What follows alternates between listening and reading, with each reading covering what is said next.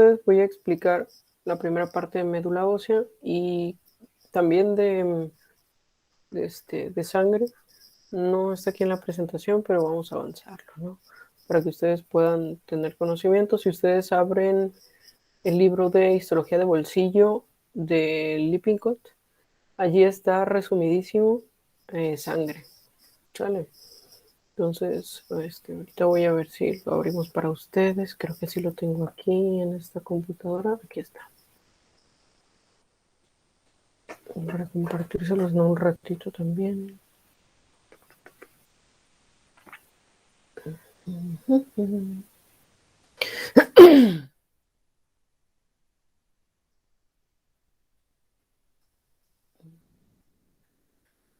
Nervioso, circulatorio, linfático, circulatorio. 83. 83.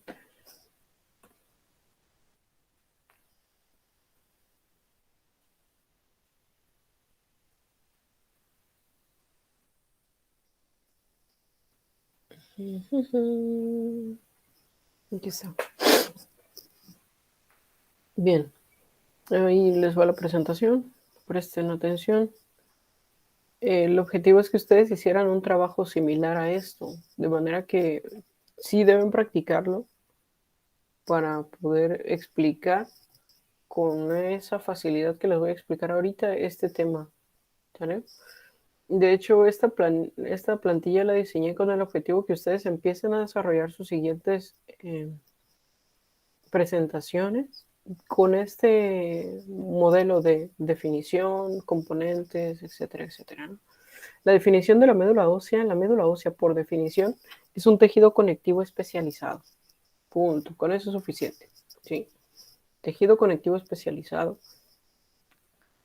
Si quiero agregarle más, la localización es en la cavidad medular de los huesos largos. ¿Sí? Es decir, clavículas, esternón, Cadera. pelvis no se llama cadera, cadera es allá en el, ¿cómo decía? Había una maestra que decía, así contesta la señora que vende frutas, pero nosotros decimos pelvis ósea, ¿sale? Sí, doctora. ¿Qué más? Yo le puse Pues cadera fémur, por en esa ejemplo, parte. no, nada de eso, ¿sale? Esa es la localización. Y seguimos los componentes que tienen en cuanto a células. Las células estromales son adipocitos, macrófagos, adventicias. Las células parenquimatosas son las células hematopoyéticas, que por cierto habría que agregar que forman islotes sanguíneos o conglomerados o nichos eritropoyéticos, nichos de células glomerulares no, perdón, granulosas y los nichos de los megacariocitos o megacardioblastos, ¿no? Por ahí el nombre de megacario ya te dice todo. Una de las características durante la maduración, el proceso de maduración de los megacariocitos es multiplicar su cariotipo, ¿no? El cariotipo es la información genética, el número de genes que tiene. Entonces esta célula es interesante porque la multiplica y por eso se llama megacario, ¿no? Ahí les paso el dato para que no se les olvide. El megacariocito duplica no lo duplica, lo aumenta más veces, ¿no? Porque duplicar es 2 veces, es más veces, y entonces hace las plaquetas. La diferenciación de la teoría monofilética muestra que hay células, vamos a ir señalando aquí para que, ¿por qué no me deja señalar? Bueno, en esta va, en la primera línea de izquierda a derecha,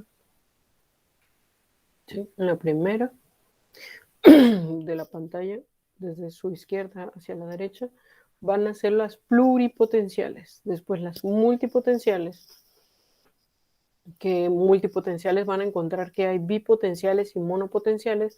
Después vienen antes de las precursoras, las progenitoras, células progenitoras de, y vienen diferentes líneas. Así es como podemos resumir la teoría monofilética.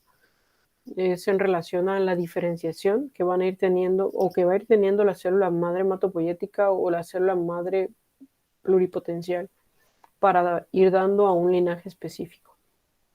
En cuanto a los componentes de matriz extracelular, hay fibras reticulares que son sintetizadas por las células adventicias y la sustancia fundamental. El libro, en los libros de consulta que tenemos, solo nos refiere a las glucoproteínas adherentes. Si no encontraste proteoglucanos y glucosaminoglucanos, no te apures, realmente aquí el libro solo nos menciona glucoproteínas adherentes. Y esta es la teoría monofilética, ¿no? Es bastante sencilla cuando la ordenas. Podemos ver que la célula madre hematopoyética o pluripotencial es una célula que tiene la capacidad de autorrenovación y diferenciación. Si están viendo ahí mi esquema, ¿verdad? Sí, doctora. Sí, doctora. Súper bien. A ustedes sí les sale que yo Sí, puedo doctora. mover esto y a mí no me deja moverlo. ¿Por qué? ¿Quién sabe? Ya me sale, quizá. Bien, entonces célula madre hematopoyética, que por cierto esta tiene la capacidad de autorrenovación y diferenciación celular. Si ustedes son observadores, pues en esta imagen todas las células son iguales, ¿no? Básicamente es una célula con un citoplasma basófilo y su núcleo. Y todas se ven igual.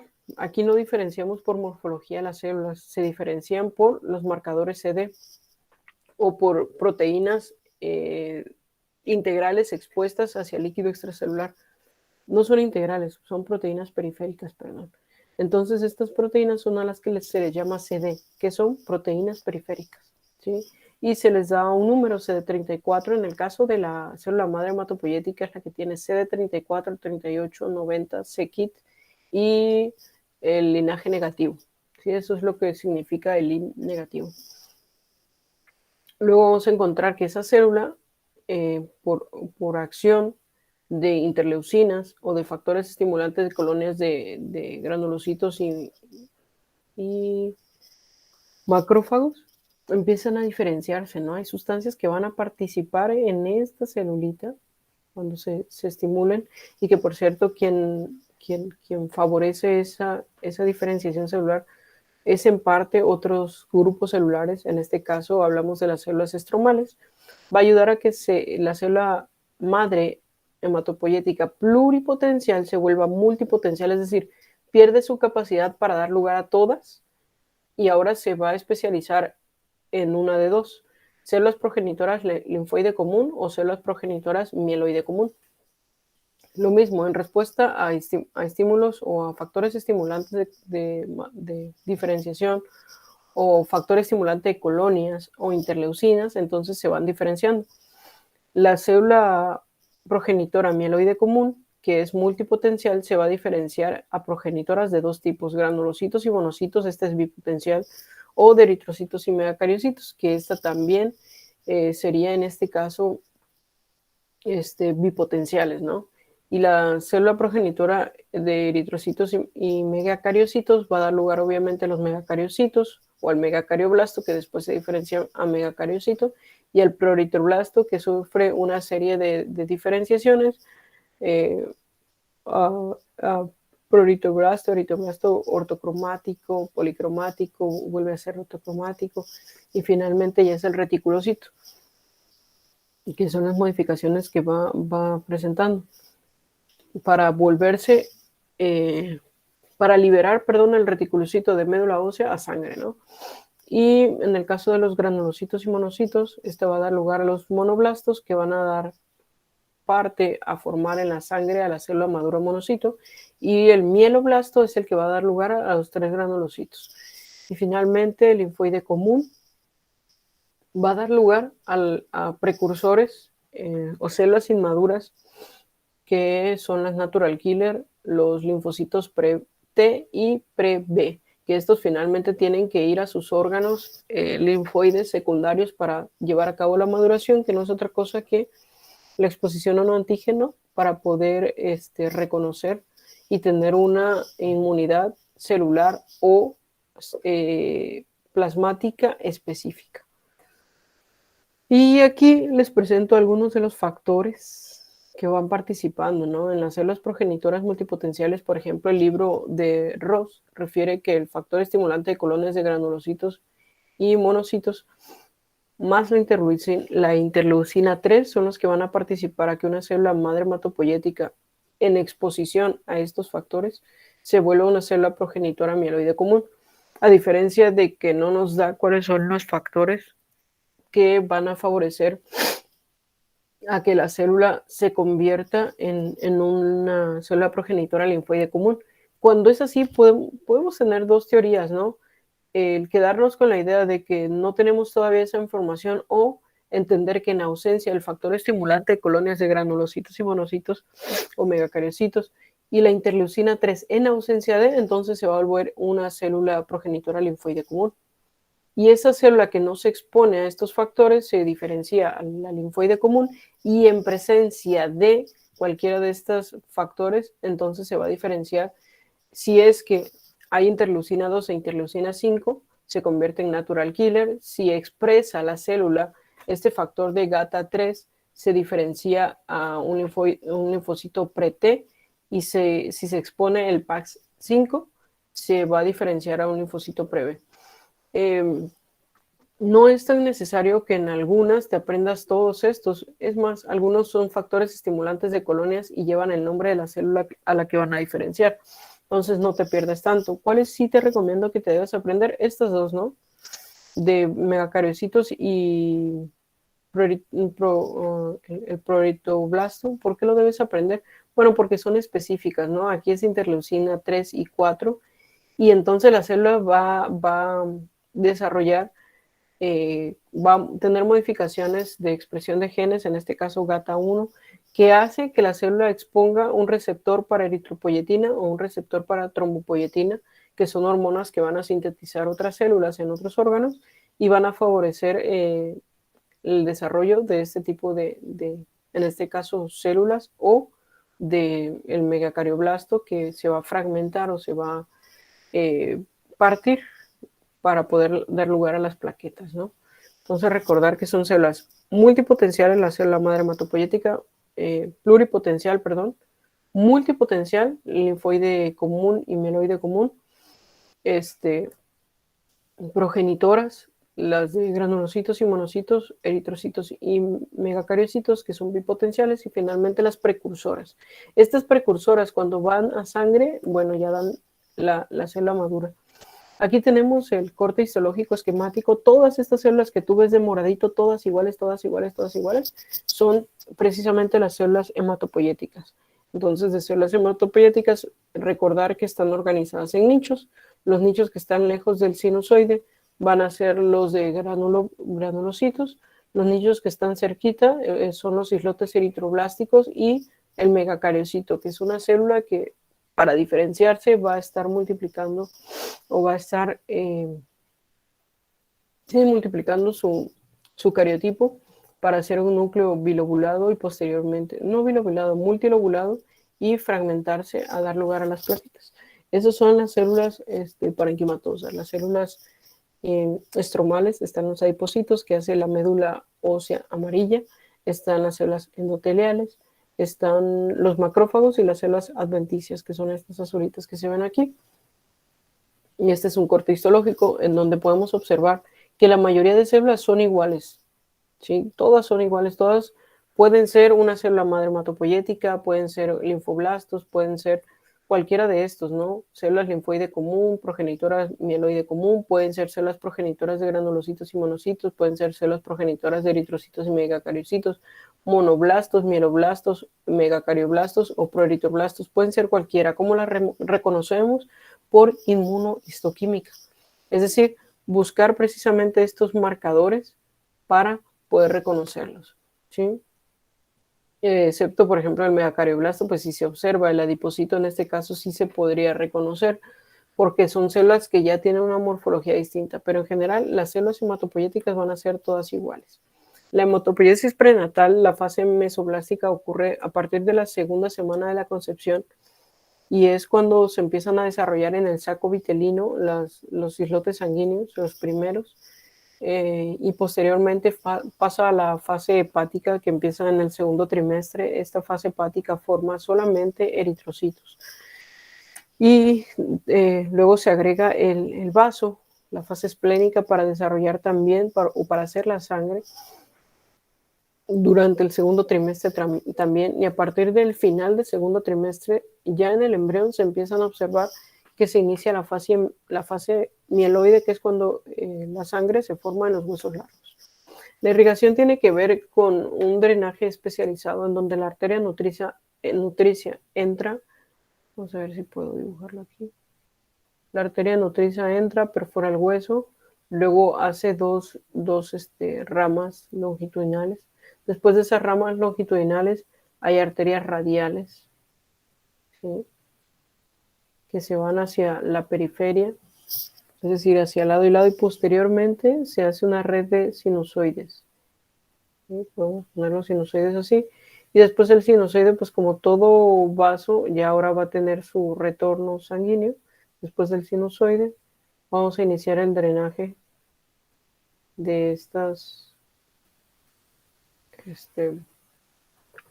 de estos capilares sinusoidales. Entonces tendríamos lo mismo, pero ahora en drenaje venoso, ¿no? Lo especial es que tenemos sinusoides y estos son los que van a permitir que en ese espacio sinusoidal se puedan pasar las células desde la médula ósea, cruzan la célula endotelial, la cruzan. El libro dice que le hacen un poro, la pasan y después la célula endotelial se reconstruye, y entonces esa es la irrigación de la médula ósea, ¿no? ¿Qué funciones tiene? Formar a las nuevas células. Es la más importante de todas, dar lugar a la eritropoiesis, granulopoiesis, trombopoiesis, para formar nuevas células sanguíneas. Y luego viene la definición de la sangre. La sangre, por definición, es un tejido conectivo especializado compuesto por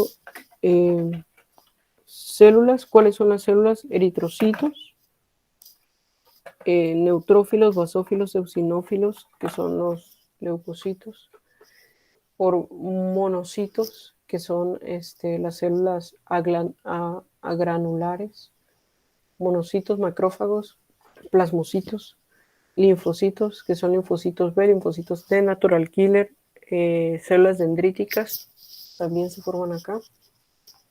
¿Cuál me falta? Pues el megacariocito, que se fragmenta en plaquetas, pero las plaquetas no son células, las plaquetas son fragmentos celulares. Entrarían dentro del grupo, dentro de los componentes acelulares de la sangre, ¿no? Eso es por definición. Los componentes son celulares. Vamos a encontrar las que le acabo de mencionar. Cada una tiene sus características específicas, tienen vida media, tienen que estarse renovando y tienen su función. En las celulares está la matriz extracelular, que en este caso toma el nombre de plasma. Todo el componente líquido es la matriz extracelular de este tejido conectivo especializado que se conoce como sangre. Entonces voy a permitirme dejar de compartir ¿sí? Y les voy a compartir aquí.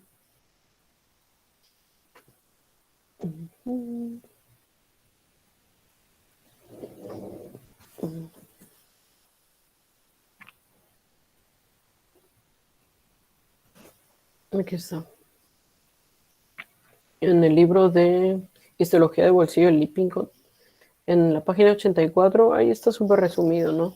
Encontramos que el plasma es la matriz extracelular líquida, ocupa el 55% del volumen sanguíneo, tiene elementos formes como son las células y las plaquetas, el 45% del volumen sanguíneo lo representa eso, tiene una porción que se conoce como hematocrito, que es básicamente la mayoría de los eritrocitos en sangre, toda la porción roja. Cuando se centrifuga la sangre, esta se acomoda de acuerdo a sus densidades. En la primera porción aquí se va a observar el plasma, después tiene una capa muy, muy delgadita, que a veces es difícil reconocer, de plaquetas, y de ahí viene algo que se llama hematocrito, que es básicamente todos los eritrocitos y las otras células, los leucocitos, y linfocitos que van a estar allí como asentados, ¿no? Y tiene una capa amortiguadora que es el 1% del volumen sanguíneo, es una capa fina grisácea, es la que observamos acá de plaquetas. La función que tiene es dentro del plasma hay una multitud grande de componentes como son los iones, que estos participan en la dinámica de la homeostasis del cuerpo, de la alostasis del cuerpo. Tiene los sustratos orgánicos, es decir, glucosa, proteínas, ácidos grasos. Tiene otros componentes como es el bicarbonato, que no es como tal un ion, pero participa en la dinámica iónica. Funciona como buffer para el cuerpo. Tiene los hidrogeniones, que esos sí son iones.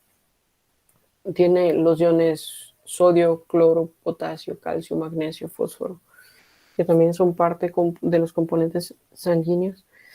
¿Qué más agregaríamos aquí?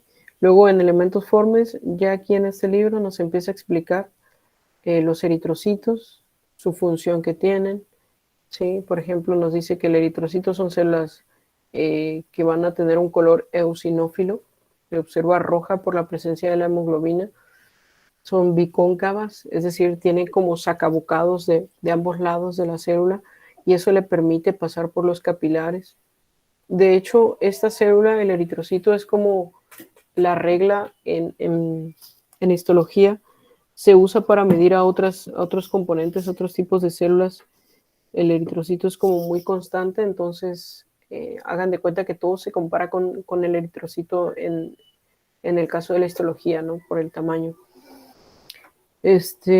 Su función de intercambio de oxígeno, dióxido de carbono, participa en el buffer también, en el equilibrio de la dinámica del equilibrio ácido-base. Es una de las células que va a participar de primera instancia en regular ese equilibrio ácido-base.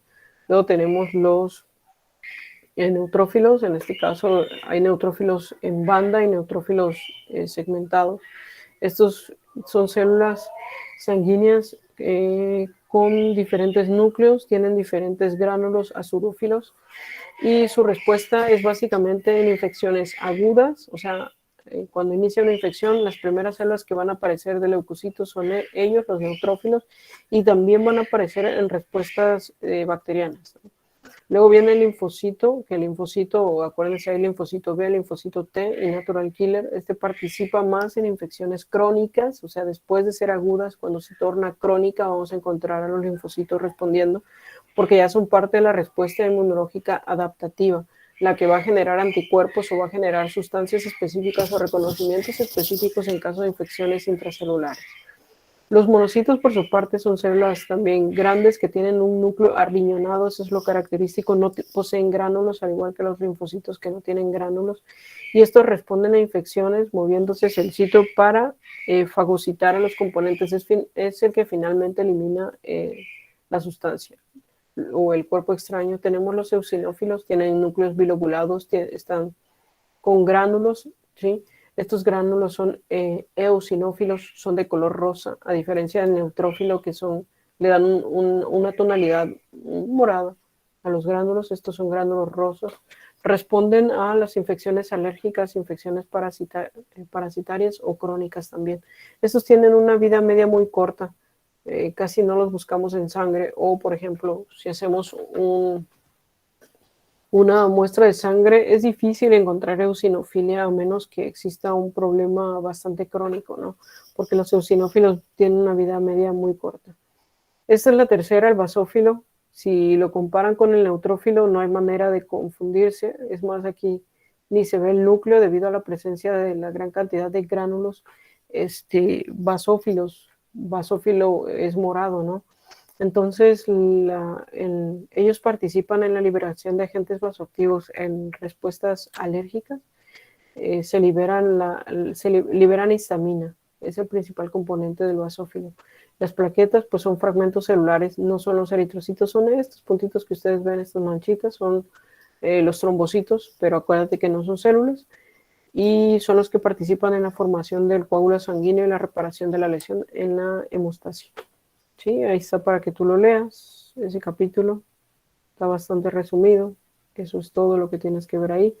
Tienes que saber el tamaño de la célula, la vida media, las funciones que vienen del genes, el Gardner, etcétera, etcétera.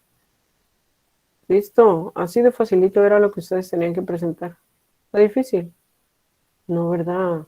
Pero hay que leer 3 veces el libro para poderlo presentar así. Ese es el objetivo. No se admiren si el primer día de enero yo les pido que vuelvan a hacer este mismo ejercicio. ¿Sale? Vámonos ya. Para que ustedes hagan el video ahorita, lo suban. Obviamente ya no pueden alcanzar ni 9 ni 10, pero